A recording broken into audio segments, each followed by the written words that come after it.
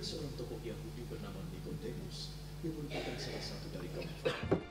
seorang tokoh Yahudi bernama Nikodemus yang merupakan salah satu dari kaum Farisi. Suatu malam ia datang kepada Yesus. Rabi, kami tahu bahwa engkau adalah guru yang diutus oleh Tuhan. Tidak seorang pun dapat membuat keajaiban seperti engkau jika Allah tidak menyertainya.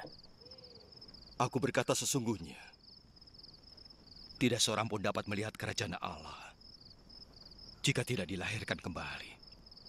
Mana mungkin orang dewasa dapat lahir kembali? Dia tidak mungkin masuk lagi ke rahim ibunya dan dilahirkan kembali. Aku berkata sesungguhnya, tak ada yang bisa masuk kerajaan Allah jika tidak dilahirkan dari air dan roh. Secara jasmani kita dilahirkan orang tua, tapi secara rohani dilahirkan oleh roh.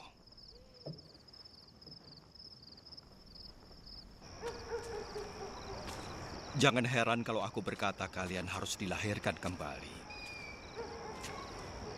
Angin bertiup kemanapun ia mau. Kalian dengar suaranya, tapi tidak tahu dari mana datangnya atau kemana perginya. Begitu juga dengan orang yang dilahirkan oleh roh. Bagaimana bisa begitu? Kau guru yang hebat di Israel. Mengapa tidak mengerti? Aku berkata yang sesungguhnya. Kami mengatakan dan bersaksi atas apa yang kami lihat. Tapi tidak ada yang mau menerima kesaksian kami. Jika kalian tidak percaya padaku mengenai hal-hal di dunia ini, bagaimana kalian bisa percaya jika aku bicara tentang surga? Tidak seorang pun pernah naik ke surga, kecuali anak manusia yang turun dari surga. Seperti Musa menaikkan ular tembaga pada tiang di padang gurun, begitu juga anak manusia harus dinaikkan, supaya semua orang yang percaya padanya memperoleh hidup yang kekal. Karena Allah begitu mengasihi dunia ini, maka ia memberikan anaknya yang tunggal, supaya setiap orang yang percaya kepadanya tidak binasa, tetapi memperoleh hidup kekal. Sebab Allah mengutus anaknya bukan untuk menghakimi dunia ini, tetapi menjadi penyelamatnya. Orang yang percaya kepadanya tidak akan dihukum. Tetapi orang yang tidak percaya sudah dihukum oleh Allah, karena mereka tidak mau percaya kepada anaknya yang tunggal. Seperti inilah penghakiman itu. Terang sudah datang ke dunia, tetapi manusia lebih menyukai gelap daripada terang, sebab perbuatan mereka jahat. Setiap orang yang berbuat jahat benci kepada terang, tidak mau datang kepada terang, sebab mereka tidak ingin perbuatan jahatnya sampai terlihat. Tetapi orang yang melakukan kebenaran datang kepada terang, supaya menjadi nyata bahwa apa yang dilakukannya itu sudah sesuai dengan kehendak Allah. Ada sukacita. Puji Tuhan. Saudara-saudara, tema kita hari ini adalah kenali dan percayalah padanya. Kenali Yesus dan percayalah kepada Yesus. Kenal dan percaya. Saudara-saudara, pertanyaan paling pertama adalah, apakah saudara sungguh-sungguh kenal Yesus? Apakah saudara sungguh-sungguh percaya kepadanya? Itu pertanyaan yang mestinya terus-menerus didengar dan diulang-ulang begitu rupa.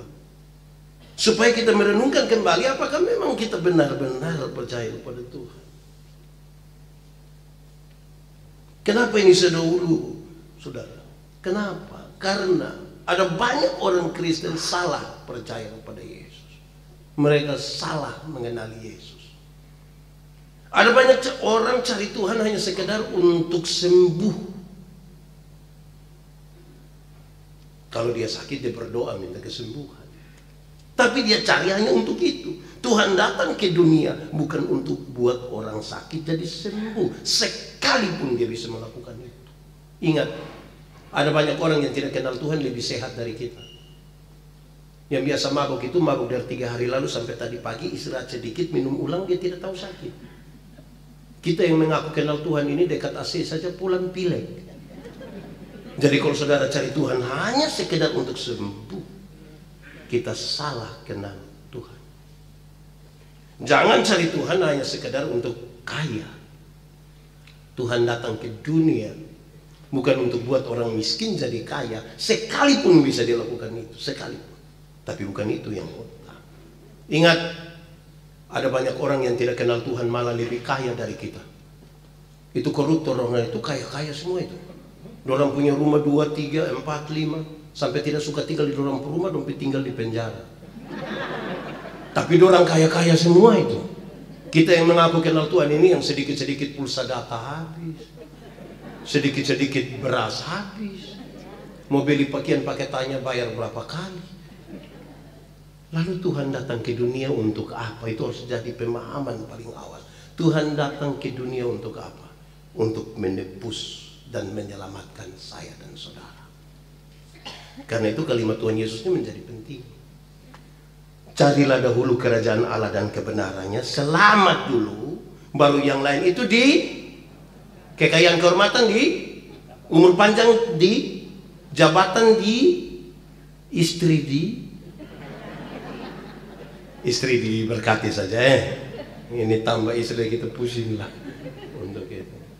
Ini hal serius saudara, supaya pemahaman awal kita sepakat. Tuhan datang ke dunia menderita sengsara semata-mata supaya kita selamat dulu. Jangan cari duluan hal-hal yang ditambahkan kemudian. Saudara, lalu kita membaca teks ini, saya kira ini hal yang serius sekali. Kenapa? Karena Yesus sementara berbicara dengan satu orang yang dari segi pengetahuan tidak diragukan pengetahuannya tentang isi Alkitab. Tidak diragukan. Siapakah Nikodemus? Dia seorang guru Yahudi. Bukan guru biasa-biasa. Ini seorang pemimpin agama Yahudi. Dia anggota Sanhedrin. Ini berarti dia seorang yang ada di pimpinan dari agama Yahudi, yang mengambil keputusan-keputusan penting pengadilan Yahudi. Tidak diragukan kan pengetahuannya. Tetapi sementara ini Tuhan Yesus sementara mengajak dia untuk melihat sesuatu yang berbeda. Dia berbicara dari apa yang dia tahu. Dia melihat semua yang Tuhan Yesus lakukan itu betul seperti ilmu. Dia berbicara tentang apa yang ada di sini. Yesus sementara membawa dia untuk menemukan sebuah proses bersama-sama dengan Tuhan. Yang tahu dengan yang berproses itu dua hal yang berbeda. Saudara-saudara, saya membayangkan kita bisa tahu tentang seseorang. Kalau saya tanya saudara siapa Presiden Republik Indonesia, saudara kan pasti tahu, Jokowi. Tahu dari mana? Televisi, surat kabar, radio. Saya baca seluruh biografi. Saya bahkan memilih dia. Tahu kan? Terus hari ini coba ke Istana Negara, beliau terima saudara. Saya bayangkan kalau saya jauh-jauh dari Kupang hari ini ke Istana Negara, pasti pas Pampres bilang, siapa kau? Saya Yani Bang, dari Kupang, datang untuk pulang. Kita tahu, tapi belum tentu punya. Bayangkan kalau Jokowi punya istri anak ke Istana Negara, ditanya seperti itu, tidak kan? Karena mereka berproses bersama dan punya relasi. Saya kira tidak diragukan pengetahuan kita semua, saudara. Kita dapat banyak hal dan banyak informasi tentang Yesus. Apalagi sekarang ketika internet dan lain sebagainya sudah merebak. Semua orang bisa tahu. Tapi apakah yang kita tahu itu kemudian kita yakini, kita percaya? Belum tentu, saudara. Saya mengajar ilmu homiletika, berkhotbah. Orang tanya saya, pendeta, yuk, khotbah yang baik itu yang bagaimana? Saya bilang, engkau pemaksud. Khotbah yang baik itu tulis atau tidak tulis, berapi-api atau berair-air. Saya bilang khotbah yang baik itu bukan soal tulis atau tidak tulis, bukan soal berapi-api atau berair-air. Khotbah yang baik itu ialah omong apa, buat begitu. Jangan omong lain, buat lain. Ada orang yang lebih parah, bukan sekedar omong lain buat lain. Ada yang pikir lain, omong lain, buat lain. Hasilnya kelainan. Jadi kalau saudara ketemu orang kelainan itu kan tidak sinkron semua. Hari ini pikir lain, bicaranya lain, besok tindakan yang lain. Di Agus Salim ada yang begitu? Tidak ada. Di sini puji Tuhan, kenal-kenal baik semua dengan itu. Serius saudara-saudara. Kenapa? Sekali lagi, tidak diragukan pengetahuan kita sekarang. Kita mau lebih dalam untuk memahami itu. Yesus berhadapan dengan Nikodemus. Sekali lagi, pengetahuannya tentang kitab suci bukan soal kecil-kecil. Sudah luar biasa.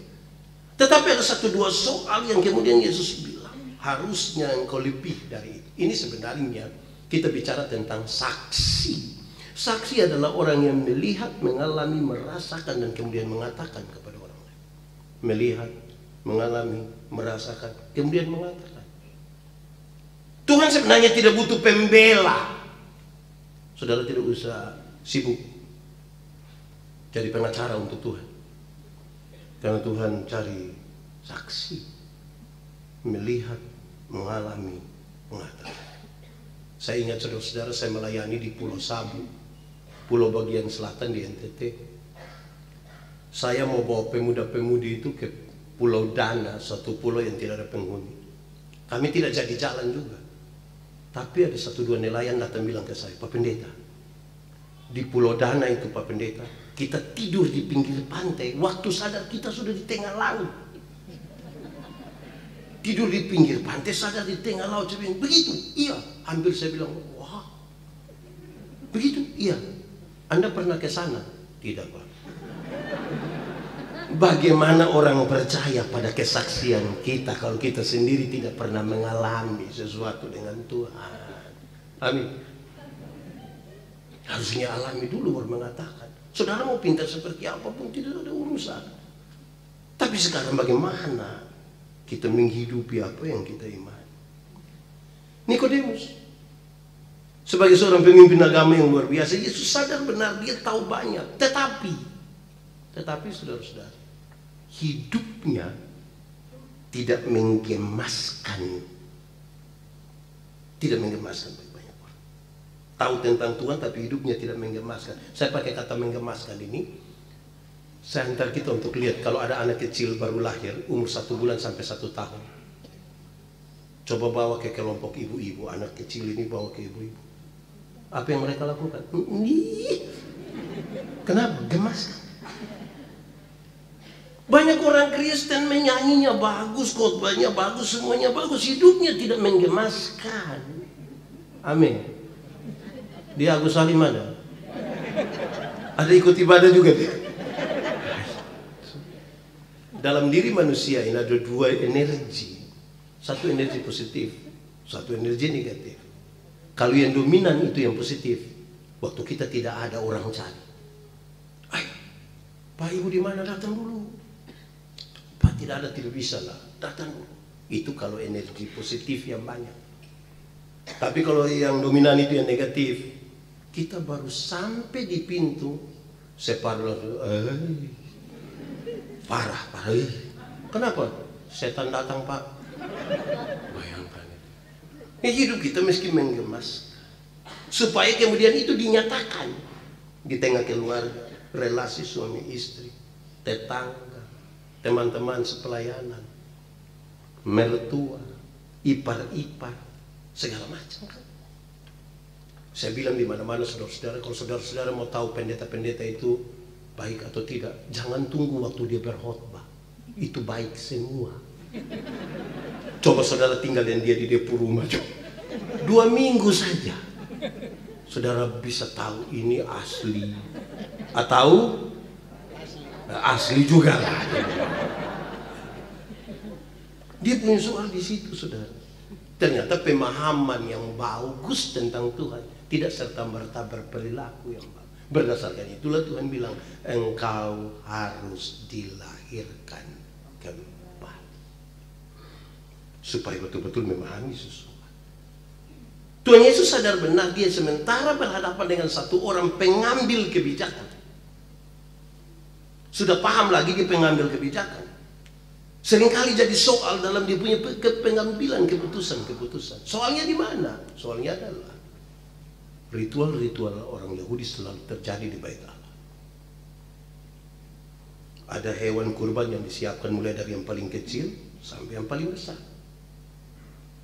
Bisa saja ada konspirasi yang membuat ini harga hewan dong sangat tinggi.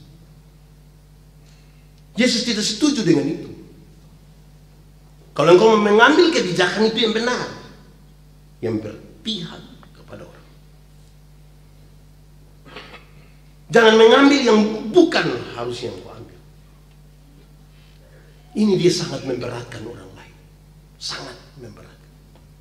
Saudara bayangkan kalau kita pun hidup itu sangat memberatkan, kan jadinya orang tidak tahu bersyukur. Jadi dia tidak tahu bersyukur. Kita ketemu orang-orang yang tidak tahu bersyukur, kan kemana-mana hanya dia ketemu pendeta, dia bilang, pendeta, hidup ini terlalu susah, engkau mati sudah daripada. Kalau terlalu berat mau apa lagi? Ya bersyukur sedikit. Seorang guru saya dia bilang kepada saya, Yandi, kalau besok-besok kau jadi pendeta lah yang jangan memberatkan orang ya. Memberatkan jemaat, jangan terlalu banyak ke dalam rumah. Bukankah saya berkunjung itu bagus Pak Pendeta? Tidak, maksud saya begini, dia bilang. Orang mau sarapan, tiba-tiba engkau sampai, Shalom. Nanti Shalom, Bapak, mari, aduh Shalom. Kami di timur itu kalau pendeta datang, Bapak, aduh mari, Ibu, mari Pak Pendeta, aduh mari Bapak, mari, aduh. Pagi. Siang pas dia mau makan siang engkau sampai lagi. Shalom. Dia Shalom juga tapi suara agak turun sedikit. Mulai berat kan? Sore dia mau minum sore sama keluarga, tiba-tiba kita sampai Shalom. Dia sengaja tidak tahu siapa lagi. Malam dia mau makan malam, kita sampai Shalom. Terakhir dia bilang, kesabian Papa tidak ada lagi. Jadi berat kan? Di sini ada yang biasa memberatkan begitu. Ada juga. Ada ikut ibadah. Itu dia punya soal, saudara-saudara. Jadi masalah itu, saudara-saudara. Anak kecil yang tadi yang baru lahir, umur 1 bulan sampai 1 tahun. Kalau kita bawa ke kelompok ibu-ibu, setelah mereka cubit dia karena gemas tadi. Buat apa lagi? Minta gendong kan? Coba-coba. Pertanyaannya, kenapa ibu-ibu mau gendong anak kecil ini? Kenapa? Tidak usah repot-repot berpikirlah. Dorang mau gendong karena anak itu ringan saja. Dia ringan toh. Anak-anak yang baru lahir itu kan beratnya paling-paling 3,8 lah. Dia pun mama yang 70. Karena itu orang kepingin membantu karena tidak memberatkan. Saudara-saudara, orang yang tidak tahu bersyukur selalu rasa berat dalam hidup, segala sesuatu dia mengeluh terus. Di sini ada yang tukang mengeluh. Ada juga. Apa yang tidak ada di sini? Mengeluh, makan juga mengeluh, tidak makan juga mengeluh, datang gereja mengeluh, tidak ada gereja juga mengeluh, kasih persembahan juga mengeluh, tidak kasih juga mengeluh. Apalagi soal yang lahan parkir itu. Aduh. Kita sibuk dengan pengeluhan. Bersyukur. Saya mau bilang pada saudara, syukur adalah satu-satunya cara terbaik untuk menikmati hidup. Hati manusia lebih luas dari isi dunia. Artinya, isi dunia sudah taruh di hati manusia pun masih kurang. Untuk karena manusia selalu tidak puas kan? Untuk menutupi itu harus dengan syukur. Saya tanya beberapa orang,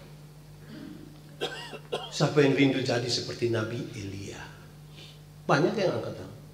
Saya rindu jadi seperti Nabi Elia. Oke, bagus itu kerinduan. Tapi saya mau bilang, jangan lihat waktu dia terangkat hidup-hidup ke sorga. Jangan lihat waktu dia memerintahkan api turun dari langit bakar persembahan-persembahan itu. Dia bisa tahan hujan tidak tuh. Jangan lihat itu. Ada hal lain yang perlu dilihat. Elia, hujan sudah tidak turun 3 tahun kurang lebih. Tuhan bilang, Elia, pergilah ke sungai Kerit. Aku akan memerintahkan burung-burung gagak untuk memberi makan kepada engkau. Kenapa Tuhan tidak suruh burung elang? Kalau Tuhan suruh burung elang bisa bawa ayam 1 ekor besar kasih dia. Tapi Tuhan suruh burung gagak. Burung gagak tidak bisa bawa beban yang berat.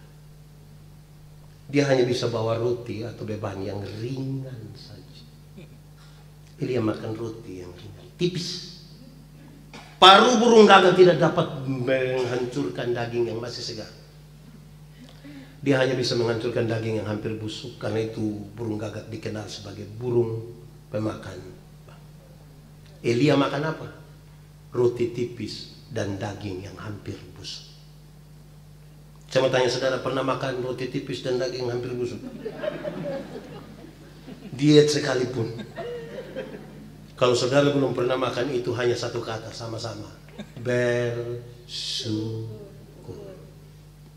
Jangan hanya mengeluh. Sudah makan makanan seperti itu, terus Tuhan bilang, Elia pergilah ke Sarfat. Perjalanan dari Kerit ke Sarfat itu kira-kira 100 mil. 100 mil berarti kurang lebih 160 km. Kira-kira dari Bekasi sampai mana itu? Pokoknya sampai itu sudah. Kira-kira 160 km, jalan kaki. Saya mau tanya jemaat, pernah jalan kaki 160 km? Pernah? Kalau saudara tidak pernah jalan itu, ingat, Nabi yang luar biasa itu masih jalan 160 km. Kita kan pakai metik. Satu kata saja, sama-sama 1, 2, 3. Bersyukur. Jalan 160 km untuk apa? Ketemu siapa? Ketemu janda. Coba kalau janda muda dan kaya. Jangankan Elia, saya juga mau. Ini ketemu janda tua dan miskin. Padanya hanya ada sedikit tepung dan sedikit. Dengan iman dia bilang, Ibu, kasih saya itu tepung dan minyak. Tuhan, kalau saya berikan pada Tuhan, saya akan mati. Saya keras setelah itu. Dalam keyakinan dia bilang begini, kasih saja saya. Terus dia bilang begini, Ibu, hujan mau turun hari ini, besok 1 tahun, 2 tahun, 3 tahun, 10 tahun lagi, saya tidak peduli. Tapi saya mau bilang kepada Ibu, penyertaan Tuhan sempurna atasmu sampai kapan hujan itu turun. Sebuah pernyataan iman yang tidak gampang. Dalam pengenalan yang benar akan Tuhan, dia percaya. Kisah Elia itu menarik. Hujan tidak turun, terus dia bilang dia pun bujang, naik dulu, lihat awan sudah datang. Larilah bujangnya sebagai orang pertama yang akan melihat mujizat besar itu. Sampai sana tidak ada awan. Dia datang, dia kasih tahu, Tuhan tidak ada. Pergi lagi, ulang sampai 7 kali, 6 kali. Saya yakin langkah-langkah kedua itu tidak terlalu semangat lagi. Lemah dia itu.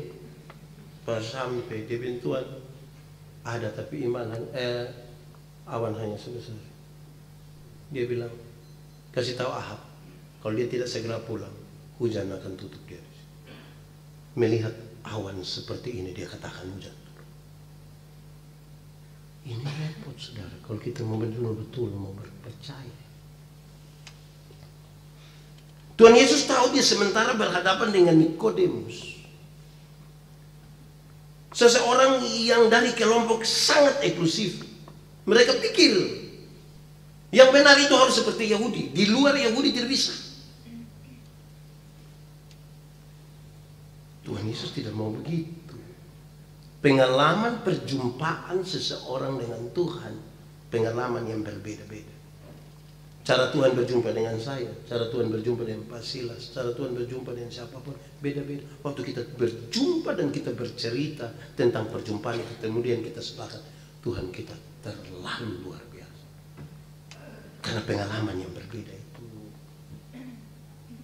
Kalau kita berkumpul di gereja, berkumpul dalam pengalaman-pengalaman yang berbeda itu, dan kemudian kita bilang, Tuhan. Beda kalau kita pergi ke gereja dan ke pasar, kan beda.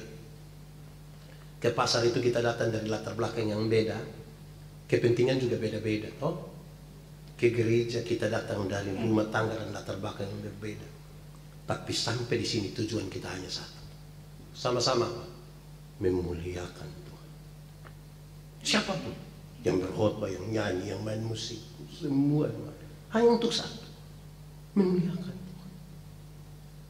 Ini harus dibangun di situ. Kalau pengenalan yang benar akan Tuhan mesti membawa orang sampai di situ. Sampai di situ. Saya pernah coba, saudara mau coba juga boleh sih. Tapi saudara coba kumpul 20 anak yang baru lahir, usia 1 bulan sampai 1 tahun. Coba kumpul orang 20, tidak perlu tahu dia suku apa, papa siapa, mama siapa, tidak usah tahu. Kumpul saja anak-anak itu terus coba. Saya pernah coba 6 orang ini. Coba cium mereka satu-satu. Apa kesan yang kita dapat? Kesannya itu bau mereka tuh sama, wangi mereka tuh sama saja. Anak kecil tuh wangi. Tapi coba kumpul dia punya papa dong. 20 orang begitu baru satu. Ya kadang-kadang kita terlalu egois lah. Kesulitan kita tuh kita rapat di gereja seperti mau baku bunuh gitu. Kan tiap-tiap orang mempertahankan yang dia punya dan merasa itu paling benar, dan itu repot itu. Hanya satu kata, satu kalimat. Kamu harus dilahirkan kembali. Tuhan Yesus sementara berhadapan dengan seseorang yang dewasa secara fisik, pengetahuannya bagus, tapi belum tentu dewasa iman. Saya berkhotbah tentang kedewasaan. Saya bilang begini, dewasa itu ada 3. Satu, dewasa biologis. Dewasa biologis itu waktu itu berat badan hanya 37. Sekarang 73. Itu dewasa biologis. Waktu itu pakai celana nomor 27 tidak ada masalah karena perut rata saja. Sekarang sepertinya perut ada 3, satu di sini, satu di sini. Dewasa biologis. Kedua, dewasa psikologi. Dewasa psikologi tidak tergantung umur dan berat badan. Umur 40 tahun tapi kalau tukang tersinggung, sedikit-sedikit tersinggung, sedikit-sedikit tersinggung, sedikit-sedikit tersinggung, tersinggung kok sedikit-sedikit. Di Kupang kalau orang dewasa baru suka tersinggung, biasa orang bilang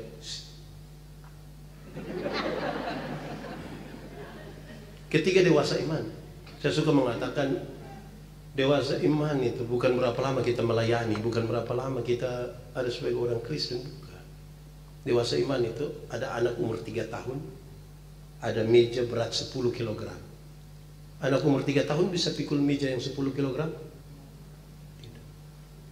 17 tahun kemudian dia umur 20 tahun. Dia bisa pikul meja yang 10 kg? Yang berubah anak atau meja? Nah, itu dewasa iman. Tidak meminta beban menjadi ringan, tapi dia minta bahu yang semakin kuat.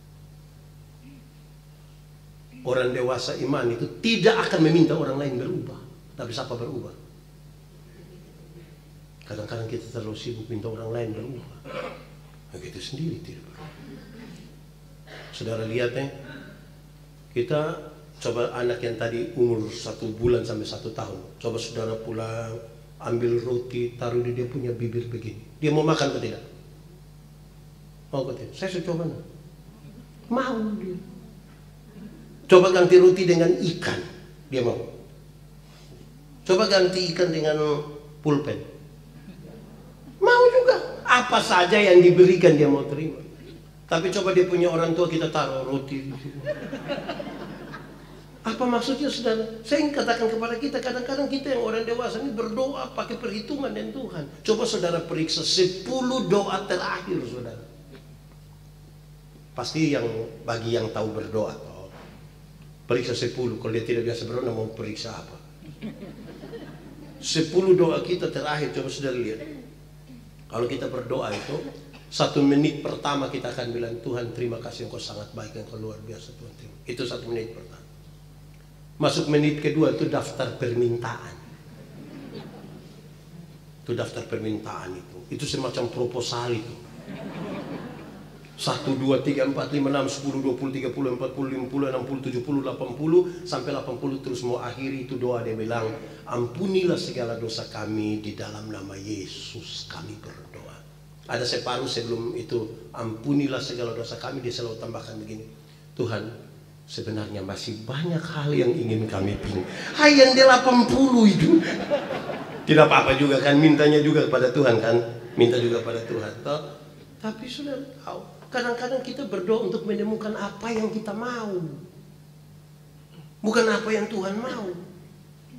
Padahal doa adalah keputusan kita mau masuk kepada sesuatu yang Tuhan sudah kerjakan jauh-jauh hari sebelum kita berdoa. Supaya kita bilang, Tuhan, jadilah kehendak. Dan begitu. Disinilah orang belajar untuk percaya.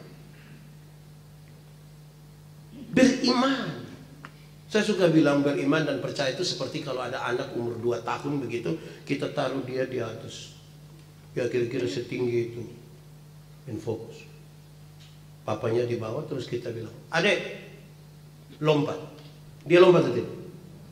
Lompat. Orang tua yang pusing mau tangkap bagaimana? Ini anak dia lompat saja. Coba sekarang ganti, taruh dia punya mama di atas. Terus dia punya papa di bawah. Terus dia pun papa dengan romantis sekali bilang, sayang, lompat. Saya mau tanya, sayang berani lompat? Sayang berani lompat? Ya mungkin kurang romantis, dia bikin lagi, ayang, ayang, ayo, dia ayang lompat. Karena itu Tuhan mau kasih tahu, kamu harus dilahirkan kembali. Saudara-saudara, disinilah kita belajar paling tidak satu saat Tuhan Yesus bilang begini. Ini bahan lama yang saya sampaikan. Akulah jalan, aku kebenaran, aku hidup. Kalau kita baca Yohanes 14, dia kasih tahu, jangan gelisah hatimu. Persoalan kan buat kita gelisah. Jangan gelisah. Kenapa? Akulah jalan. Akulah jalan keluar. Tidak ada masalah yang tidak bisa terselesaikan di dalam nama Tuhan Yesus. Tidak ada. Akulah jalan. Pakai cara-cara yang Tuhan Yesus lakukan ketika Anda berjumpa dengan masalah. Baca Yohanes 14 dan berhenti di ayat 6. Lanjut sampai ayat 12. Barang siapa percaya kepadaku, melakukan pekerjaan-pekerjaan yang aku lakukan. Saya pakai contoh biasa begini. Satu saat Tuhan Yesus urus seorang perempuan berzina yang tertangkap. Supaya kalau ada yang berselingkuh, ya kita urus pakai cara Tuhan Yesus toh. Kan kita mengaku percaya Tuhan toh. Ini perempuan yang berzina kena tangkap. Orang-orang bawa datang kepada Yesus. Hukum setempat mengatakan dia harus dibuat apa? Dilempar sampai mati. Tuhan Yesus bilang begini, siapa yang rasa diri tidak berdosa, silakan angkat batu dan lempar duluan. Ada yang lempar? Tidak ada. Tuhan Yesus tanya, "Don di mana?"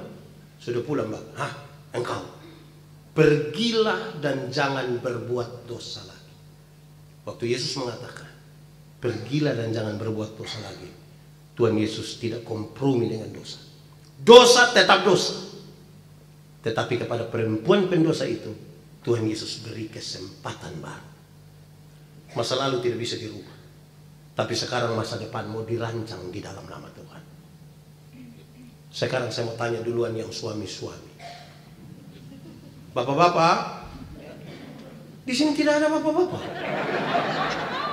Bapak-bapak, ini mengaku pengikut dan percaya Yesus semua?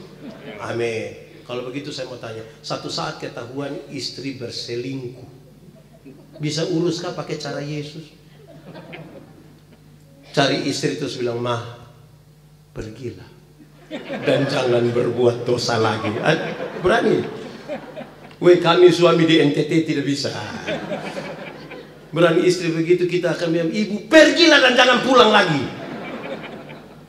Sekarang saya mau tanya yang ibu-ibu, yang istri-istri. Ibu-ibu, sedikit sekali ibu-ibu di. Ibu-ibu, Satu saat ketahuan suami berselingkuh bisa urus pakai cara Yesus? Saya kayak terharu. Pas suami berselingkuh cari, suami terus bilang, papa pergilah dan jangan berbuat dosa lagi. Pasti papa bilang, puji Tuhan. Banyak ibu-ibu di NTT tidak begitu. Ketika ketahuan suaminya berselingkuh, dia berdiri di pintu baru pakai bahasa Kupang, dia bilang, papa kira papa sendiri yang bisa.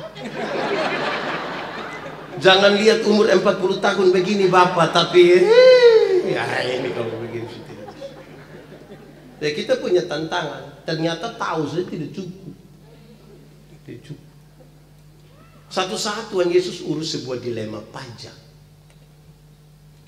Sebuah pertanyaan mendahuluinya. Pertanyaan ini gampang jawabannya, tapi resikonya berat. Boleh bayar pajak kepada kaisar atau tidak? Kalau Tuhan Yesus bilang boleh bayar pajak kepada kaisar, maka ribuan orang pengikut Yesus akan meninggalkan Yesus karena pajak waktu itu sangat mahal. Tapi kalau Tuhan Yesus bilang tidak boleh bayar pajak kepada kaisar, maka dia akan dianggap memprovokasi masyarakat untuk lawan pemerintah. Dia pasti akan ditangkap. Tuhan Yesus bilang, tunjukkanlah kepadaku koin untuk pembayaran pajak itu. Tuhan Yesus tanya, gambar dan tulisan siapa ya? Kaisar. Berikan pada kaisar apa yang wajib kamu berikan pada kaisar. Ini bukan soal perpuluhan. Gambar dan tulisan siapa? Kaisar. Karena di sini ada gambar dan tulisan kaisar, kasih di kaisar. Tapi Alkitab mengatakan, kamu adalah gambar dan tulisan Allah.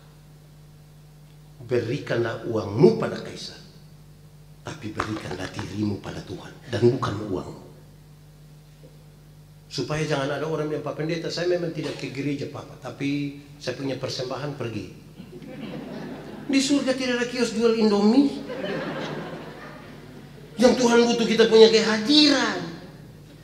Yang paling berharga dalam hidup kita kan kita. Kalau yang paling berharga ini saja kita bisa berikan pada Tuhan, apalagi lahan parkir.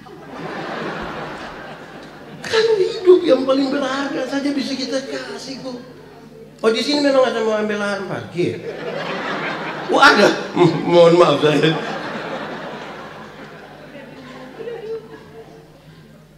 Kita belajar beriman. Gereja ini milik Tuhan. Tuhan kepala gerejanya.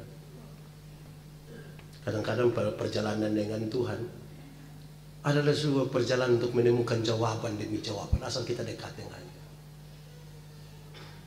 Nuh, waktu itu Tuhan perintah, Nuh, buat bahtera. Dia tidak bertanya, dia hanya buat.